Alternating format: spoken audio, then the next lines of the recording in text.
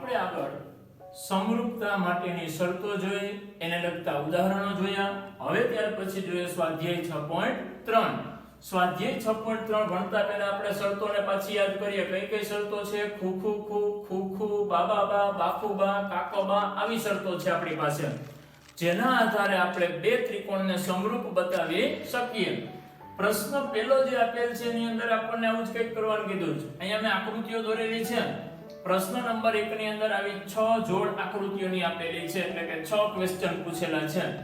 આની અંદર આપણે કરવાનું શું છે તો કે બે જોડ આપી છે એ સમરૂપ છે કે નહીં એ પહેલા ચેક કરવાનું છે. જો સમરૂપ હોય તો કઈ શરતને આધારે એ સમરૂપ છે એ બતાવવાનું છે, અને એની સંગતતા કઈ લાગુ પડે છે એ પણ આપણે બતાવવાની છે. તો આપણે પહેલેથી ચાલુ કરીએ. અહીંયા બે ત્રિકોણ આપ્યા છે, તો આની અંદર માત્ર ખૂણા જ આપેલા છે, બાજુઓ આપેલી નથી. તો ખૂણાના આધારે આપણી પાસે આમાંથી કઈ સંગતતા છે એ ચેક કરવાની. હવે આની અંદર ત્રણે ત્રણ ખૂણાઓ આપેલા છે, તો આપણે આની સંગતતા કઈ જોશું?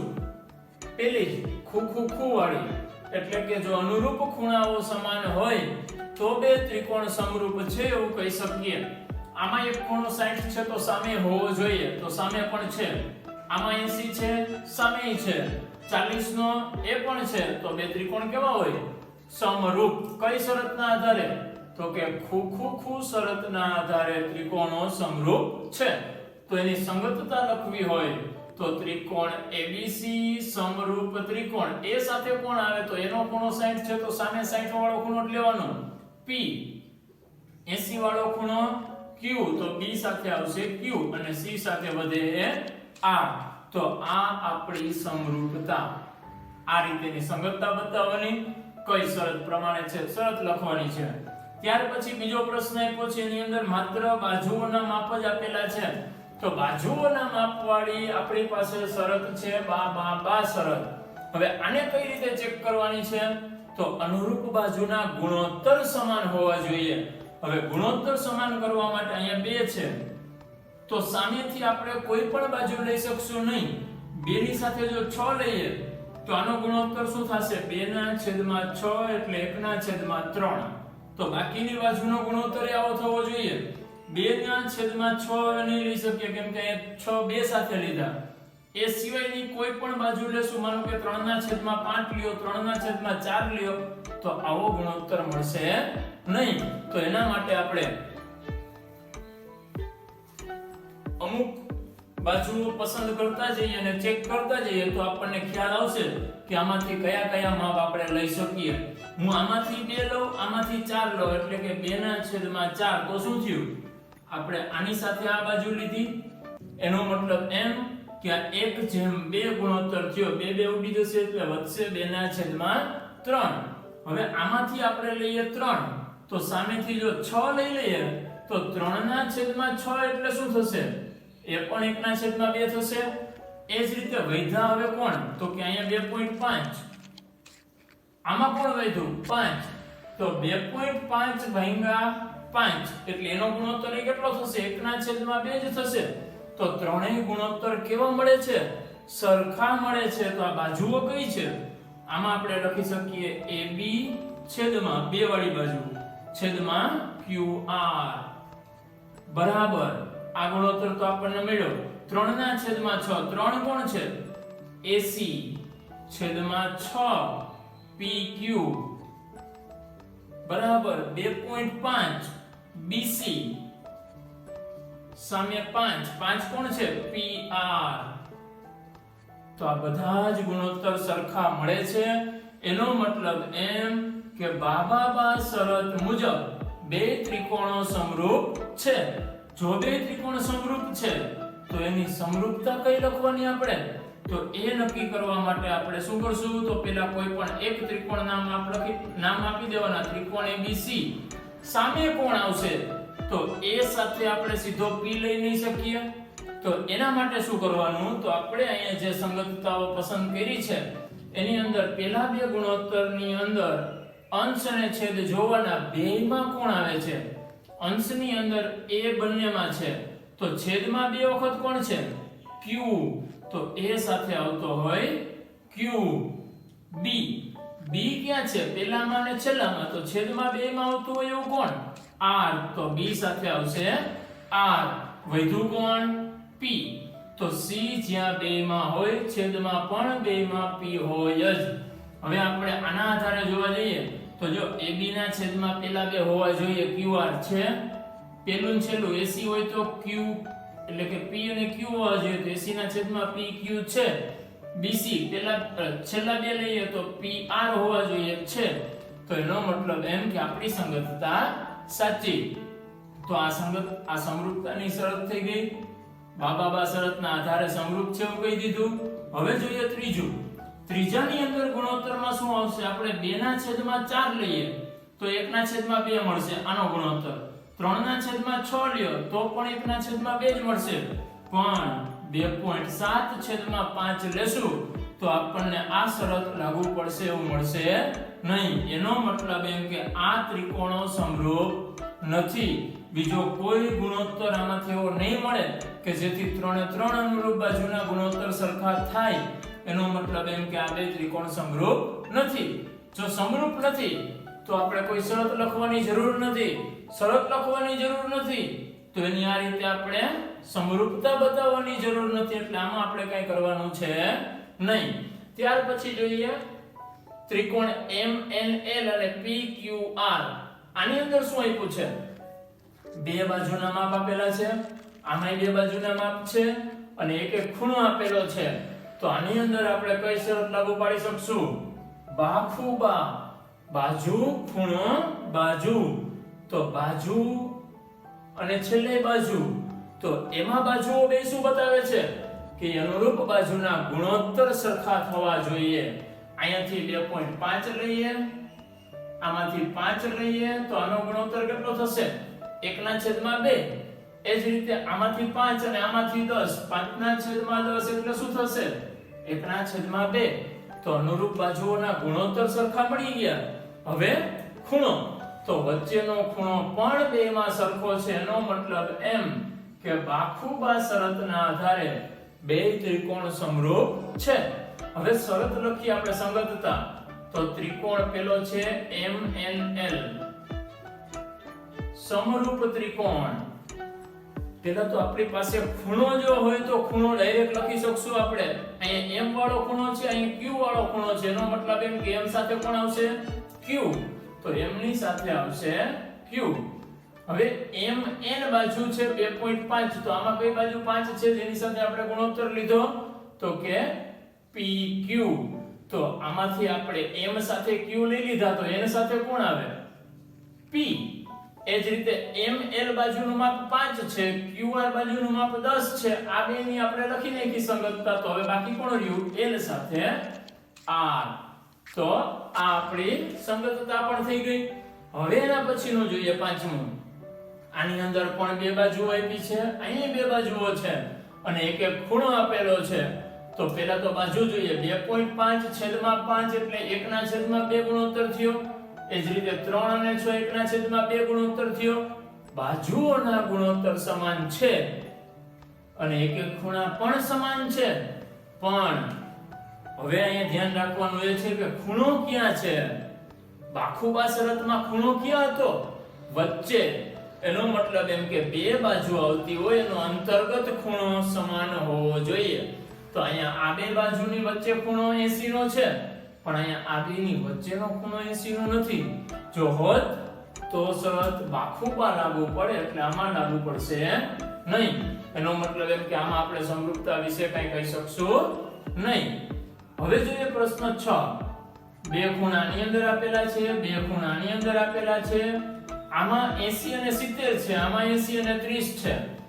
ત્રીજો ખૂણો આપણે મેળવી લેવો પડે.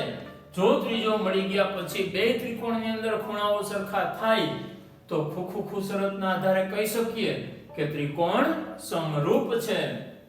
તો આમાં ત્રણેય ખૂણાનો સરવાળો 180. તો ત્રીજો ખૂણો કેટલાનો થશે? 70 ને 80 150 ને 30 180. 80 ને 30 110 અને 70 એટલે 180. તો હવે ધ્યાનથી જોઈએ. બે ત્રિકોણના અનુરૂપ ખૂણાઓ સમાન છે. તો આપણે કહી શકીએ કે ખુ શરતના આધારે બે ત્રિકોણ સમરૂપ છે અને સંગતતા લખવી હોય તો ત્રિકોણ DEF સમરૂપ ત્રિકોણ DEF આવી ગયો, D સાથે કોણ આવશે P, Q સાથે E અને F સાથે R. તો આ રીતે આપણે સંગતતા બતાવવાની છે. ત્યાર પછી જોઈએ પ્રશ્ન નંબર 2. એની અંદર આવી આકૃતિ આપેલ છે. આ બે રેખાઓની વચ્ચે બે ત્રિકોણ હોય એવી આકૃતિ. અહીં આવું પણ આપેલ છે કે ત્રિકોણ OCD સમરૂપ ત્રિકોણ OAB છે, આવું રકમમાં આપેલ છે. તો આ ત્રણ ખૂણાઓ મેળવવાના છે. અહીંયા બે ખૂણાઓ આપણને આપી દીધા છે. કયા કયા ખૂણા આપ્યા છે? એક આ 70 નો અને એક આ 125 નો. તો આ બે ખૂણાના આધારે આપણે આ ત્રણ ખૂણા મેળવવા હોય તો હું આની અંદર આવું ધારી લઉં કે આ ખૂણાને આપણે કહી દઈએ x. એટલે અહીં લખીએ ધારો કે ખૂણો DOC અને આપણે શું કહી દીધું x. DCO આને આપણે કહી દઈએ y. અને ત્રીજો હોય તો એને આપણે કહી દઈએ z. OAB ધારીએ છીએ એટલા માટે કેમ કે આપણને આ ખૂણાની અંદર ક્યાંય નામ આપવામાં તકલીફ પડે નહીં. હવે આની અંદર x, y અને z આપણે મેળવવાના છે. તો આવું આપણે ધારી લીધું. હવે આ બે ખૂણાઓ રેખિક જોડના ખૂણા છે. તો બેનો સરવાળો કેટલો થશે? 180. તો અહીંયા આપણે લખી શકશું આકૃતિ પરથી, ક્યાંથી? આકૃતિ પરથી x અને 125 નો સરવાળો x + 125 બરાબર 180. કારણ રેખિક જોડના ખૂણાઓ છે એટલા માટે આપણે બેનો સરવાળો 180 થાય એવું કહી શકીએ. હવે આમાંથી 125 સામે જશે તો માઈનસ થશે. 180 - 125 બેની બાદબાકી કરીએ. 180 - 125 10 માંથી 5 જાય તો 5 વધશે. અહીંયા આવશે 7, 7 માંથી 2 જાય તો પણ 5 વધશે અને અહીંયા આવશે 0. તો x બરાબર કેટલા મળશે? 55. તો x મળી ગયો. હવે y અને z મેળવવા છે તો x મળ્યો તો આ ત્રિકોણના ત્રણેય ખૂણાનો સરવાળો 180 થાય આપણે જાણીએ છીએ. તો આના માટે શું લખી શકાય? ત્રિકોણ OCD માં ત્રણેય ખૂણાનો સરવાળો 180. x + y + 70 x + y + 70 બરાબર 180. x નું માપ આપણે હમણાં જ મેળવ્યું 55 પ્લસ y મેળવવાનો છે 70 180. હવે y ને કરતા બનાવીએ. આ બે સામે જશે તો માઈનસ થાય. 180 - 55 - 70. 180 માંથી 70 જાય તો વધશે 110 -55. બાદબાકી કરીએ. 10 કો લેવો પડશે. 10 માંથી 5 જાય તો 5. 11 ને કાપવા પડશે એટલે 10 આવશે. 10 માંથી 5 જાય તો 5. તો y કેટલો આવશે? 55. છતાંય ચેક કરવું હોય તો કરી શકાય. ત્રણેયનો સરવાળો 180 થવો જોઈએ. 55 y મેળો, x 55 મેળો. 55 ને 55 110 ને 70 એટલે 180. હવે આપણે ત્રીજું શું મેળવવાનું છે? z. z માટે આ ખૂણો અને આ ખૂણો બે સરખા થશે. શું કામ? કેમ કે ત્રિકોણ કેવા છે? સમરૂપ. તો આપણને એવું આપ્યું છે ત્રિકોણ OCD સમરૂપ ત્રિકોણ OAB. જો આ બે ત્રિકોણ સમરૂપ હોય તો O સાથે O જે સરખો હોય, C સાથે આમાંથી A ખૂણો સરખો હોય, D અને B ખૂણો સરખો હોય તો C વાળો ખૂણો એટલે y. અથવા તો આપણે એની મુજબ લખીએ તો C એટલે કોણ? OCD. ખૂણો OCD બરાબર ખૂણો આમાં C સાથે કોણ છે? A. A એટલે આપણે આમ લખી શકીએ OAB. ખૂણો OAB અને OCD આપણને મળ્યો. OCD કોણ હતો? y. તો આના બરાબર છે શું? y અને y કેટલો મળ્યો 55 તો આ બે ખૂણા કેટલા થશે બરાબર 55 થશે તો આપણે ત્રણ ખૂણાઓ મેળવવાના હતા ત્રણે ત્રણ મેળવવાને ત્રણેય સમાન જ મળ્યા જો 55 55 55 દર વખતે આવું ના થાય અલગ અલગ પણ મળી શકે ત્યાર પછી જોઈએ ક્વેશ્ચન નંબર 3 એની અંદર શું આપેલ છે સમલંબ ચતુષ્કોણ ABCD માં AB સમાંતર CD છે તો મેં સમલંબ ચતુષ્કોણ દોર્યો છે જેમાં AB અને CD સમાંતર છે વિકર્ણો AC અને BD એકબીજાને O માં છેદે છે વિકર્ણ AC વિકર્ણ BD એકબીજાને O માં છેદે છે તો ત્રિકોણની સમરૂપતાના આધારે સાબિત કરવાનું છે આવું સાબિતી આપણે ઘણી રીતે આપી શકીએ પણ અહીં ઉપયોગ કોનો કરવાનો છે ત્રિકોણની સમરૂપતાનો તો આવું સાબિત કરવાનું છે OA છેદમાં OC OA છેદમાં OC બરાબર OB છેદમાં OD આવું આપણે સાબિત કરવું હોય તો બે ત્રિકોણો આ બાજુ આવતી હોય એવા પસંદ કરવાના સમરૂપતાનો ઉપયોગ કરવાનો છે એટલે સમરૂપ થતા જ હોય તો કયા બે ત્રિકોણ આપણે પસંદ કરશું તો આ બે બાજુ આવે છે આ બે બાજુ આવે છે એવા આ બે ત્રિકોણ પણ છે અને આ બે ત્રિકોણ પણ છે જો આપણે આ બે ત્રિકોણ પસંદ કરશું તો એમાં આપણને સમરૂપતા મળશે કે નહીં જોઈએ આ બે ખૂણા સરખા થશે O વાળા અભિકોણ થાય આની સાથે આ ખૂણો સરખો થશે Z જેવી આકૃતિ બને જો પણ ધ્યાન રાખવું Z જેવી આકૃતિ જ્યારે બનતી હોય ત્યારે ઉપરનો અને નીચેના પાખિયાવાળા Z ના બે બાજુઓ સમાંતર હોવી જોઈએ જ્યારે આ બે સમાંતર નથી જો બે સમાંતર નથી તો આપણે આ બે ત્રિકોણ લઈ શકશું નહીં તો કયા લેશું આમાંથી ઉપરનો લઈએ આમાંથી આ નીચેનો લઈએ આ બે ત્રિકોણ માટે આપણે વાત કરીએ તો ઉપરનો ત્રિકોણ છે ત્રિકોણ AOB કેવો બી AOB અને નીચેનો ત્રિકોણ COD માટે સમરૂપ ત્રિકોણ બતાવવા હોય આ બેને જો આપણી પાસે શરતો જેટલી છે એમાંથી કોઈ શરતનો ઉપયોગ કરી શકાય તો આપણે ત્રિકોણને સમરૂપ બતાવી શકીએ પણ સૌથી સહેલી શરત કઈ તો કે ખોખું શરત જેની અંદર માત્ર બે જ ખૂણાઓ સરખા બતાવવાના છે જો આપણે આમાં બે ખૂણા સરખા બતાવી દઈએ તો કહી શકાય કે ત્રિકોણ સમરૂપ છે અહીંયા A B D અને C વાળો ભાગ એટલે આટલું તો અહીંયા Z જેવી આકૃતિ બને છે અને Z ત્યારે જ ચાલે જ્યારે આ બે સમાંતર હોય અને આપણને કહી જ દીધું છે કે AB અને CD સમાંતર છે તો આપણે લખી શકીએ કે આ બે ખૂણા પણ કેવા છે સરખા તો આના માટે લખી શકાય ત્રિકોણ AOB અને COD માટે ખૂણો આ ખૂણો એટલે AOB સોરી ABO બરાબર આ ખૂણો એટલે ODC ખૂણો ODC થશે એ જ રીતે આમાંથી A વાળો અને આમાંથી C વાળો ખૂણો આ સાઈડ Z બને છે તો એ બે પણ સરખા થશે તો લખી શકીએ ખૂણો આ કયો છે BAO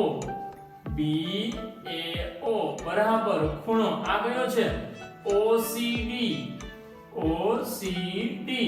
શું કામ બે સરખા થયા કેમ કે બંને ખૂણાઓ યુગ્મ કોણની જોડ બનાવે છે જો યુગ્મ કોણ છે તો કારણમાં આપણે લખવાનું કેમ કે આ બે યુગ્મ કોણની જોડ છે એટલા માટે સરખા છે આ બે ખૂણાને સરખા બતાવવા હોય તો પણ ચાલે અભિકોણની મદદથી પણ બે મળી જાય તો ત્રીજાની જરૂર નથી તો લખી શકીએ તેથી ત્રિકોણ AOB સમરૂપ ત્રિકોણ COD પણ સમરૂપતા માટે સંગતતા વ્યવસ્થિત બતાવવી પડે A સાથે કોણ આવશે C તો આગળ આવશે C O સાથે તો O જ રહેશે અને B સાથે કોણ આવશે D કારણમાં શું લખશું આપણે ખોખું શરત તો બે ત્રિકોણ સમરૂપ થઈ ગયા જો બે ત્રિકોણ સમરૂપ હોય તો એની અનુરૂપ બાજુના ગુણોત્તર પણ કેવા હોય સરખા તો લખી શકીએ તેથી આપણે લેવાના ક્યાં છે OA તો પહેલામાંથી OA પસંદ કરીએ તો સામે પેલા બે જ છેદમાં આવશે અહીંયા AO તો સામે CO એટલે OC પણ લખી શકીએ બરાબર બીજું કોણ છે OB તો અહીંયાથી OB બીજા બે તો સામે પણ આ બે લેવાના હોય OD તો આ પરિણામ આપણે સાબિત કરી લીધું બસ આની અંદર આવું જ કરવાનું હોય સાબિતી વાળા પ્રશ્નો બહુ સહેલા હોય પછી 15મો દાખલો છે વચ્ચેના દાખલાઓ બધા સાબિતી વાળા છે આપણે આગળ વાત કરીએ રીતે એ દાખલાઓ બધા આપણે ચેપ્ટર પૂરું થાય ત્યારે ગણશું એની એટલી બધી જરૂરિયાત નથી તો અહીંયા આપણે આ દાખલો જોઈએ 15મો એક 6 મીટર ઊંચા શિરોલંબ વાસનો શિરોલંબ એટલે જમીનને લંબ હોય એવું 6 મીટર ઊંચા શિરોલંબ વાસનો જમીન પર પડતો પડછાયો 4 મીટર લાંબો છે અને અહીં આકૃતિ દોરી છે આ વાસ એની લંબાઈ છે 6 મીટર એનો પડછાયો જમીન ઉપર પડતો હોય આ પડછાયો ના હોય આ પડછાયો છે એની લંબાઈ છે 4 મીટર એ જ વખતે એક મિનારાનો પડછાયો 28 મીટર લાંબો છે આ જે સમયે પડછાયો પડે છે વાસનો 4 મીટરનો એ જ સમયે અહીં મિનારો મેં લીધો છે AB એનો પડછાયો પડે છે કેટલો 28 મીટર જે આપણને આપી દીધું છે તો મેળવવાનું શું છે મિનારાની ઊંચાઈ શોધો એનો મતલબ એમ કે આપણે AB મેળવવાના છે હવે જ્યારે સૂર્ય માનો કે આ જગ્યાએ હોય અને અહીંયા કોઈ પણ બે વસ્તુ આ રીતે આમ પડેલી હોય જમીન ઉપર તો અહીંયાથી આવતા સૂર્યના કિરણો આ સાઈડ આવશે તો આ બધા કિરણો અહીંયા જમીન ઉપર નહીં પડે ન્યા એનો પડછાયો પડશે જમીન ઉપર કિરણો ક્યાંથી જશે અહીંયા ટોચથી અડીને જે કિરણો નીકળી જશે ત્યાંથી આ સાઈડ બધી તડકો હશે જ્યારે અંદરની આટલી જગ્યામાં એનો પડછાયો પડતો હોય હવે એક જ સમયે બે વસ્તુ જમીન ઉપર ઊભી હોય ત્યારે અહીંયાથી જે આ કિરણો આવે તો અહીંયા જે ખૂણો બનાવશે એટલો જ ખૂણો આનો પડછાયો જ્યારે જમીન ઉપર પડતો હોય ત્યારે બનતો હોય આ બે ખૂણાની અંદર કાંઈ ફેરફાર થશે નહીં પણ શરત એટલી કે એક જ સમયે સૂર્યનો પડછાયો પડતો હોવો જોઈએ હવે આપણને એમ થાય કે એક વસ્તુ તો અહીંયા હતી બીજી અહીંયા છે હતી તો બેનો આ ખૂણો સરખો કઈ રીતે થયો તો જો સૂર્ય નજીક નથી જો આ નજીક હોત તો પડછાયામાં ફેરફાર થાય સૂર્ય અહીંથી ઘણા બધા કિલોમીટર દૂર છે હવે થોડી ઘણી વસ્તુ દૂર રહેલી હોય તો એને એના પડછાયાના એક જ સમયમાં બનતા ખૂણા એટલા બધા ફેરફાર વાળા જોવા મળશે નહીં એનો મતલબ એમ કે અહીં ક્યાંક માનો કે સૂર્ય છે ઉપર ત્યાંથી આમ પડછાયો બેનો પડતો હોય તો આની અંદર ખૂણો આ અને આની અંદર ખૂણો C બેના માપ સરખા જ થતા હોય ક્યારે જ્યારે એક જ સમયે સૂર્ય એના પ્રકાશથી આપણને બે પડછાયા મળતા હોય ત્યારે તો અહીંયા જે બે આકૃતિઓ આપણી પાસે છે એ આકૃતિની અંદર R અને C વાળા બે ખૂણાઓ સમાન થાય એ જ રીતે ખૂણો B અને ખૂણો Q બે સરખા છે તો આપણે આના માટે આમ કહી શકીએ આકૃતિ પરથી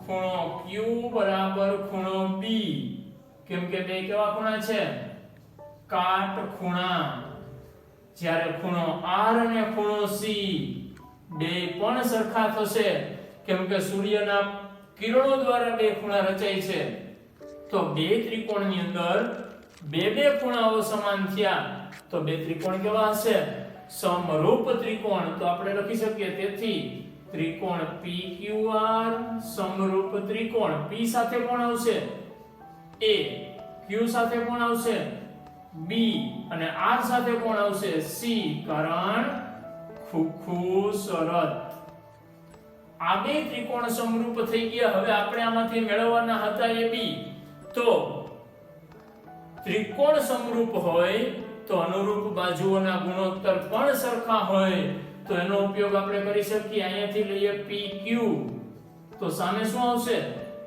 AB બરાબર આમાંથી લઈએ QR લીધા હોય તો સામેથી કોણ આવશે BC તો હવે આમાંથી આપણી પાસે ત્રણ માપ છે એક નથી જે આની ઉપરથી મળશે આની કિંમત મૂકીએ PQ 6 AB મેળવવાના છે QR 4 BC 28 તો આના છેદ ઉડી શકે 7 4 28 7 અહીંયા આવશે AB સામે જશે તો AB બરાબર શું થશે 7 6 42 મીટર તો નીચે કેરી કરીને લખવાનું આમ